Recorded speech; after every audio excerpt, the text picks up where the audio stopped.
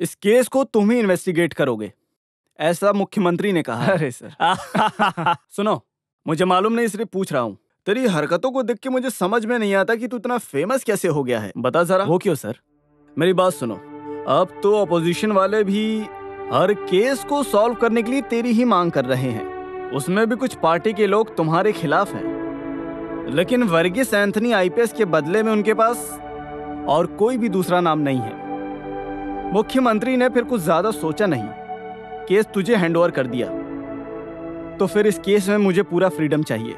कुछ राष्ट्रीय इन्फ्लुएंस और भेदभाव नहीं होगा, ऐसा फ्रीडम। ऑफ कोर्स मैं जानता हूं तू बिरान साहिब की बात कर रहा है ना? वो लकड़ी के कारखाने में जिस गुंडे के बेटे को तूने मारा था, वो शिकायत लेकर तेरे ही पास आया है। जो भी हो, तूने किया तो थोड़ा ज्यादा ही। उसने होम डिपार्टमेंट में काफी प्रेशर डाला है। आखिर में तुझे क्राइम ब्रांच में ट्रांसफर दिलाने के बाद ही वो शांत हुआ। जैसा भी हो, इस केस में तुझे पूरा फ्रीडम मिलेगा, समझा तू? लेकिन तू मारा मारी थोड़ा कम करना।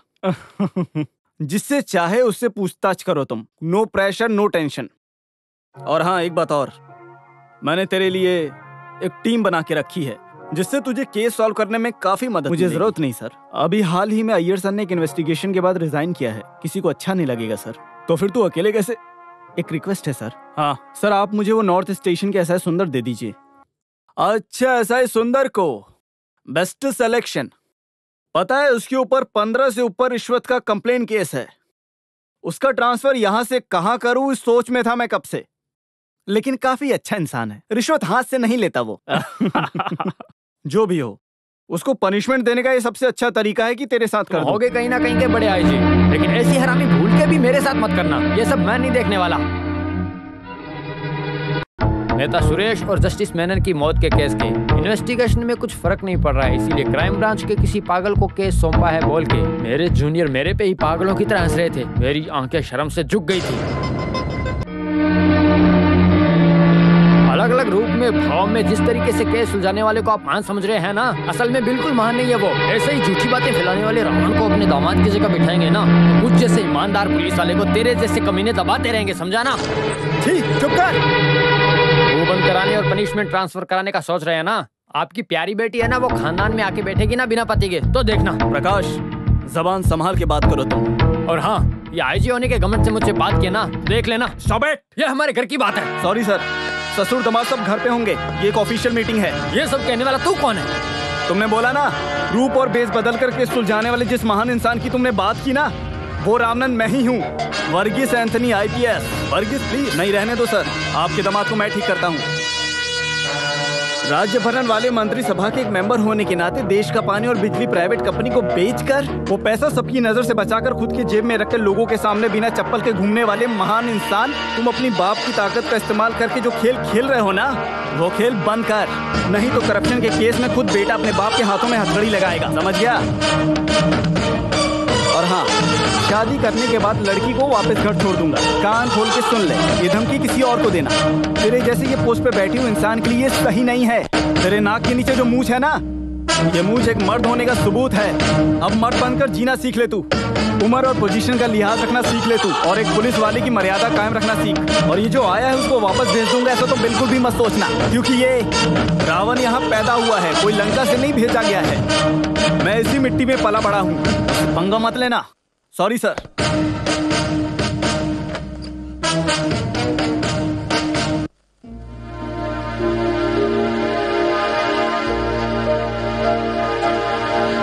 सर, केस की पूरी डिटेल्स इस फाइल में है। Mister Shri Kumar, case investigation में मिस्टर प्रकाश मेनन के असिस्टेंट थे ना आप? Yes sir. जो लड़के भागे हुए थे उनके बारे में कॉलेज में क्या पता चला? सच कहूँ तो अच्छे क्लीन इमेज वाला ये ग्रुप था। उनके बारे में कोई भी कुछ भी गलत नहीं बोलता था। कॉलेज, गांव, घर में, यहाँ तक कि जेल में भी उनके बारे में अच्छा ही सुनने को मिला। केस के सिलसिले में कहीं बाहर ले जाते समय कभी भी हथकड़ी भी नहीं पहनाई है, क्योंकि किसी का कत्ल करने या पुलिस की नजरों से बचने के लिए उन त्रिमूर्तियों को नहीं होगा, यही एक भरोसा था। त्रिमूर्ति? आखिर उनको ये नाम त्रिमूर्ति मिला कैसे? कॉलेज के दोस्तों ने ही उनको प्यार से बुलाया था। उन तीनों को कभी किसी ने अकेले अकेले घूमते हुए नहीं देखा, उतना अच्छा रिश्ता था उनके बीच। एक बार खुद ही कंपोज करके गाना गाने से वो कॉलेज के चहेते बन गए थे। 1 2 3 4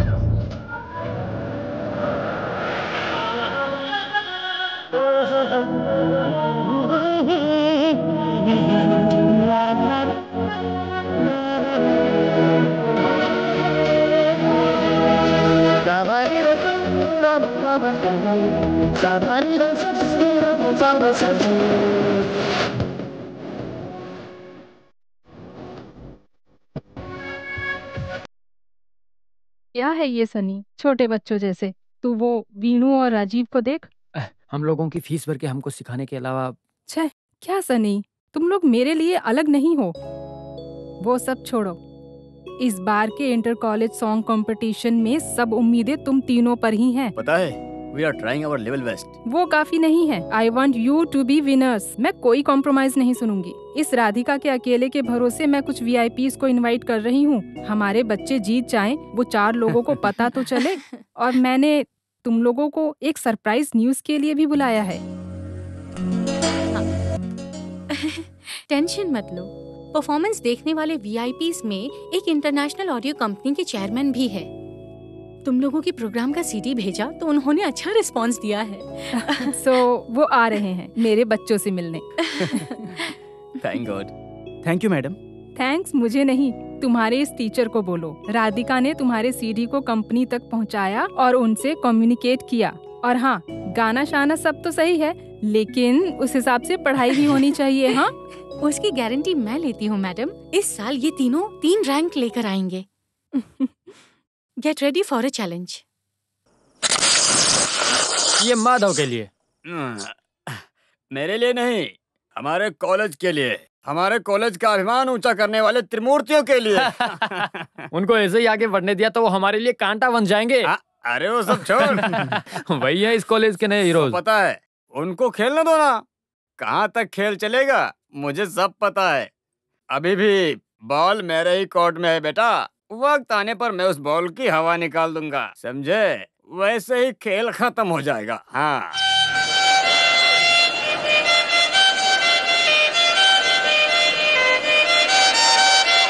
वन टू थ्री फोर।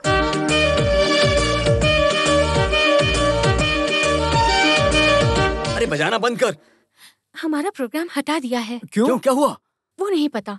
अगली खबर आने तक म्यूजिक प्रोग्राम को बंद करने के लिए कहा है। चलो, क्या हुआ? सेक्रेटरी से चल के पूछते हैं। हम सब ने पूरी रात जाकर इसकी प्रैक्टिस की, अभी प्रोग्राम बंद करने के लिए कह रहे हैं, वो भी बिना किसी वजह के। चलो चलकर पूछते हैं। ये तो गलत है ना? सब लोग मुझे घेर के खड़े रहोगे तो क्या फायदा? मुझे और भी बहुत सारे काम है। हमारा प्रोग्राम बंद करके आप दूसरा काम मत करो।